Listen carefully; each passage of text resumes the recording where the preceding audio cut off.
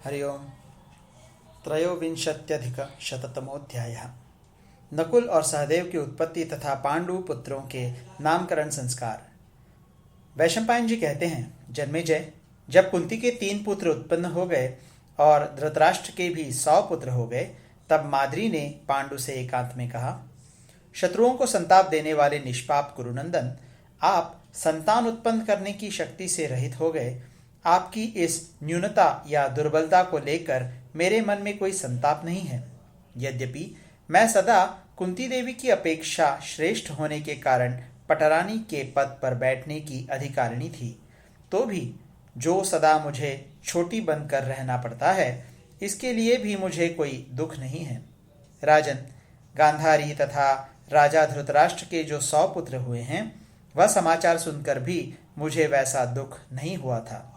परंतु इस बात का मेरे मन में बहुत दुख है कि मैं और कुंती देवी दोनों समान रूप से आपकी पत्नियां हैं, तो भी उन्हें तो पुत्र हुआ और मैं संतानहीन ही रह गई। यह सौभाग्य की बात है कि इस समय मेरे प्राणनाथ को कुंती के गर्भ से पुत्र की प्राप्ति हो गई है। यदि कुंती राजकुमारी मेरे गर्भ से भी कोई संतान उत्पन्न करा सकें, तो यह उसका मेरे ऊपर महान अनुग्रह होगा और इससे आपका भी हित हो सकता है। सौत होने के कारण मेरे मन में एक अभिमान है जो कुंती देवी से कुछ निवेदन करने में बाधक हो रहा है। अतः यदि आप मुझ पर प्रसन्न हो तो आप स्वयं ही मेरे लिए कुंती देवी को प्रेरित कीजिए। पांडु बोले, माद्री, यह बात मेरे मन में भी निरंतर घूमती रहती है, किंतु इस विषय में तुमसे कुछ कहने का साहस नहीं होता था, क्योंकि पता नहीं तुम यह प्रस्ताव सुनकर प्रसन्न होगी या बुरा मान जाओगी। यह संदेह बराबर बना रहता था, परंतु आज इस विषय में तुम्हारी सम्मति जानकर अब मैं इसके लिए प्रयत्न करूंगा। मुझे विश्वास है मेरे कहने पर कुंती देवी निश्चय ही मेरी बात मान लेंगी। वैशंपायन जी कहते हैं, जन्मेजय, तब राजा पांडु ने एकांत में कुंती से यह बात कही, कल्याणी, मेरी कुल परंपरा का विच्छेद न हो और संपूर्ण जगत का प्रिय हो, ऐसा कार्य करो। मेरे तथा अपने पूर्वजों के लिए पिंड का अभाव न हो और मेरा भी प्रिय हो, इसके लिए तुम परम उत्तम कल्याणमय कार्य करो। अपने यश का विस्तार करने के लिए तुम अत्यंत दुष्कर कर्म करो। जैसे इंद्र ने स्वर्ग का साम्राज्य प्राप्त कर लेने के बाद भी केवल यश की कामना से अनेकानेक यज्ञों का अनुष्ठान किया था। भामिनी, मंत्रवेत्ता ब्राह्मण अत्यंत कठोर तपस्या करके भी यश के लिए गुरुजनों की शरण ग्रहण करते हैं। संपूर्ण राजर्षियों तथा तपस्वी ब्राह्मणों ने भी यश के लिए छोटे छोटे कठिन कर्म किए हैं। अनिंदिते, इसी प्रकार तुम भी इस माद्री को नौका पर बिठाकर पार लगा दो, इसे भी संतति देकर उत्तम यश प्राप्त करो। वैशंपायन जी कहते हैं, जन्मेजय, महाराज पांडु के यों कहने पर कुंती ने माद्री से कहा, तुम एक बार किसी देवता का चिंतन करो, उससे तुम्हें योग्य संतान की प्राप्ति होगी, इसमें संशय नहीं है। तब माद्री ने मन ही मन कुछ विचार करके दोनों अश्विनी कुमारों का स्मरण किया। तब उन दोनों ने आकर माद्री के गर्भ से 2 जुड़वे पुत्र उत्पन्न किए।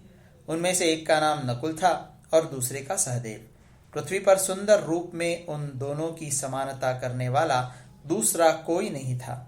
पहले की तरह उन दोनों यमल संतानों के विषय में भी आकाशवाणी ने कहा, ये दोनों बालक अश्विनी कुमारों से भी बढ़कर बुद्धि, रूप और गुणों से संपन्न होंगे।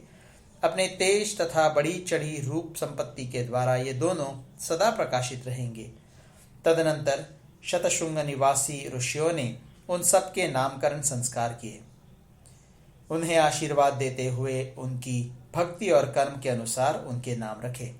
कुंती के ज्येष्ठ पुत्र का नाम युधिष्ठिर, मझले का नाम भीमसेन और तीसरे का नाम अर्जुन रखा गया। उन प्रसन्न चित्त ब्राह्मणों ने माद्री पुत्रों में से जो पहले उत्पन्न हुआ उसका नाम नकुल और दूसरे का सहदेव निश्चित किया। वे कुरुश्रेष्ठ पांडव गण प्रतिवर्ष एक एक करके उत्पन्न हुए थे, तो भी देव स्वरूप होने के कारण 5 संवत्सरों की भांति एक से सुशोभित हो रहे थे। वे सभी महान धैर्यशाली, अधिक वीर्यवान, महाबली और पराक्रमी थे। उन देवस्वरूप महान तेजस्वी पुत्रों को देखकर महाराज पांडु को बड़ी प्रसन्नता हुई। वे आनंद में मग्न हो गए। वे सभी बालक शतशृंग निवासी समस्त मुनियों और मुनि पत्नियों के प्रिय थे। तदनंतर पांडु ने माद्री से संतान की उत्पत्ति करने के लिए कुंती को पुनः प्रेरित किया। राजन, जब एकांत में पांडु ने कुंती से वह बात कही, तब सती कुंती पांडु से इस प्रकार बोली, महाराज, मैंने इसे एक पुत्र के लिए नियुक्त किया था, किंतु इसने 2 पा लिए। इससे मैं ठगी गई। अब तो मैं इसके द्वारा मेरा तिरस्कार न हो जाए, इस बात के लिए डरती हूँ। खोटी स्त्रियों की ऐसी ही गति होती है। मैं ऐसी मूर्खा हूँ कि मेरी समझ में यह बात नहीं आई कि 2 देवताओं के आवाहन से 2 पुत्र रूप फल की प्राप्ति होती है। अतः राजन, अब मुझे इसके लिए आप इस कार्य में नियुक्त न कीजिए। मैं आपसे यही वर मांगती हूँ। इस प्रकार पांडु के देवताओं के दिए हुए 5 महाबली पुत्र उत्पन्न हुए, जो यशस्वी होने के साथ ही कुरुकुल की वृद्धि करने वाले और उत्तम लक्षणों से संपन्न थे। चंद्रमा की भांति उनका दर्शन सबको प्रिय लगता था। उनका अभिमान सिंह के समान था। वे बड़े बड़े धनुष धारण करते थे। उनकी चाल ढाल भी सिंह के ही समान थी। देवताओं के समान पराक्रमी तथा सिंह की सी गर्दन वाले वे नरश्रेष्ठ बढ़ने लगे। उस पुण्यमय हिमालय के शिखर पर पलते और पुष्ट होते हुए वे पांडुपुत्र वहां एकत्र होने वाले महर्षियों को आश्चर्यचकित कर देते थे। शतशृंग निवासी तपस्वी मुनि पांडु के पुत्रों को जन्म काल से ही संरक्षण में लेकर अपने औरस पुत्रों की भांति उनका लाड़ प्यार करते थे। उधर द्वारका में वसुदेव आदि सब वृष्णिवंशी राजा पांडु के विषय में इस प्रकार विचार कर रहे थे। अहो, राजा पांडु किंदम मुनि के शाप से भयभीत हो शतशृंग पर्वत पर चले गए हैं और वहीं ऋषि मुनियों के साथ तपस्या में तत्पर हो पूरे तपस्वी बन गए हैं। वे शाख, मूल और फल भोजन करते हैं, तप में लगे रहते हैं, इंद्रियों को काबू में रखते हैं और सदा ध्यान योग का ही साधन करते हैं। ये बातें बहुत से संदेशवाहक मनुष्य बता रहे थे। यह समाचार सुनकर प्रायः सभी यदुवंशी उनके प्रेमी होने के नाते शोकमग्न रहते थे। वे सोचते थे, कब हमें महाराज पांडु का शुभ संवाद सुनने को मिलेगा। एक दिन अपने भाई बंधुओं के साथ बैठकर सब वृष्णिवंशी जब इस प्रकार पांडु के विषय में कुछ बातें कर रहे थे, उसी समय उन्होंने पांडु के पुत्र होने का समाचार सुना। सुनते ही सब के सब हर्ष विभोर हो उठे और परस्पर सद्भाव प्रकट करते हुए वसुदेव जी से इस प्रकार बोले। वृष्णियों ने कहा, महायशस्वी वसुदेव जी, हम चाहते हैं कि राजा पांडु के पुत्र संस्कारहीन न हो, अतः आप पांडु के प्रिय और हित की इच्छा रखकर उनके पास किसी पुरोहित को भेजिए। वैशंपायन जी कहते हैं, जन्मेजय तब बहुत अच्छा कहकर वसुदेव जी ने पुरोहित को भेजा। साथ ही उन कुमारों के लिए उपयोगी अनेक प्रकार की वस्त्राभूषण सामग्री भी भेजी। कुंती और माद्री के लिए भी दासी, दास, वस्त्राभूषण आदि आवश्यक सामान, गौएं, चांदी और सुवर्ण भिजवाए। उन सब सामग्रियों को एकत्र करके अपने साथ ले पुरोहित ने वन को प्रस्थान किया। शत्रुओं की नगरी पर विजय पाने वाले राजा पांडु ने पुरोहित विजयश्रेष्ठ काश्यप के आने पर उनका विधि पूर्वक पूजन किया। कुंती और माद्री ने प्रसन्न होकर वसुदेव जी की भूरी भूरी प्रशंसा की। तब पांडु ने अपने पुत्रों के गर्भाधान से लेकर चूड़ाकरण और उपनयन तक सभी संस्कार कर्म करवाए। भारत पुरोहित काश्यप ने उनके सब संस्कार संपन्न किए।